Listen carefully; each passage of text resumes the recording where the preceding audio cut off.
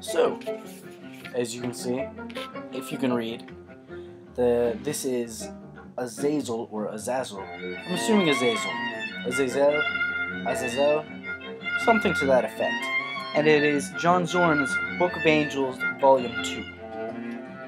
My hair is doing strange things, and since I am a sensitive female-like character, it bothers me, so I'm going to do this. And do that. Alright. Much better. Alright, so. Ooh. Looks like I'm fucking up the packaging already. As you can see, that's torn right there. Maybe you can't. It's not really important. Anyway, on to the music. This is the Masada String Trio. And they play Masada Book 2. It's John Zorn, as I just said. And he is a composer/improviser, and he collaborates with many other musicians as well as writing his own compositions. And a lot of his compositional, material is based around improvisation. So he does all kinds of different, things like that, in relation to that, in relation to improvisation. Very experimental stuff there. This is very accessible, but a lot of his stuff is way out there, just like, blowing water, bubbles with straws within the water and recording it and hitting pots and pans and shit and whatever else. And it's amazing. I recommend you looking into his other stuff.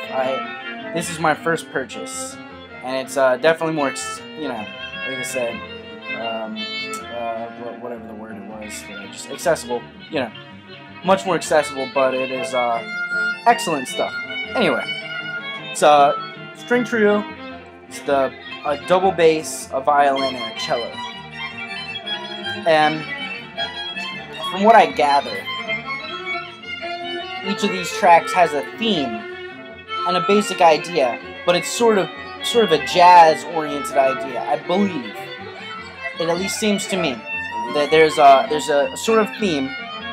And as is characteristic with John Zorn's things, they are improvisation, or improvisatory, I think, in that, there's a theme, and then there's room to breathe, and improvise, and do your own thing within it.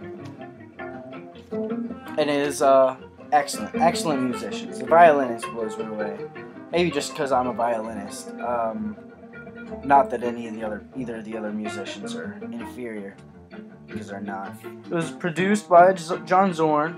The associate producer was Kazunori Sugiyama. It was mastered by Scott Hull at Jigsaw Sound in New York.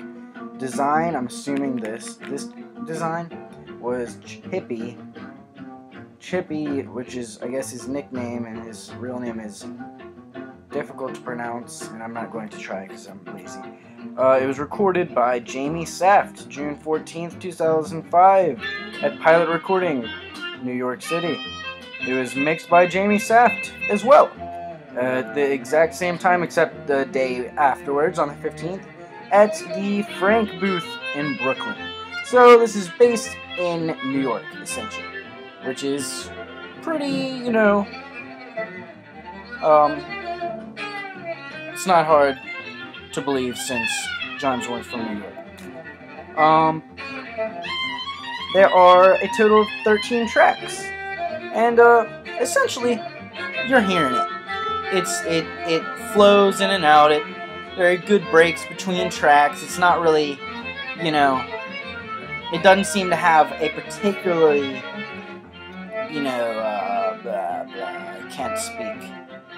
Like, there's no particular theme musically that seems to seep through. I think that there's a theme, conceptually. I think that these are, names of different angels or demons, and that each, piece is dedicated or, whatever, towards that. But, as far as musicality is concerned and themes of that nature, I don't really see any recurring ideas. Though there could be. I may have just overlooked them. I'm sorry, I have never really given this a real, attentive listen. I usually put it on and I jam out, but I don't like sit, like cans listening to the intricacies, because it's just fun music. I guess, it's easy not to do that. So, good groove, good improv, good little crazy, avant-garde freakouts in there, here and there, but not too common. It's mostly straightforward stuff. A few freakouts, a few fun things in there. Very nice, very solid. I would rate this a good rating. Nice, solid album. And I'm very interested because I've looked on YouTube and I've listened to a couple of the others, and each book is completely different, man. Completely different. So, I'd recommend looking at this stuff, as well as his other stuff. Alright, there you go.